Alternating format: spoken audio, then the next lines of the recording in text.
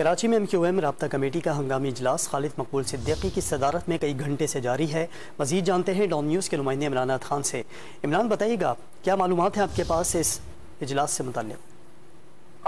دیکھیے، بالکل MQM رابطہ کمیٹی نے تمام جو اراکین ہیں، سینئر اراکین ہیں، انہوں نے ساتھ جوڑ لیے ہیں۔ جو بلدیاتی الیکشن کے حوالے سے نئی حلقہ بندیاں ہیں متحدہ قومی موومنٹ کا، ان کے مطالبات پہ عمل نہ ہونے کے حوالے سے MQM رابطہ کمیٹی کا ہنگامی اجلاس ہوا ہے، جس کی صدارت ڈاکٹر خالد مقبول صدیقی نے کی، اور یہ کئی گھنٹوں سے یہ اجلاس جو ہے وہ جاری تھا۔ اجلاس میں ڈاکٹر فاروق ستار، سید مصطفیٰ کمال، انیس طیب خانی، وسیم اختر خواجہ، اظہار الحسن، فیصل سزواری سمیت دیگر رابطہ کمیٹی کے اراکین بھی موجود تھے۔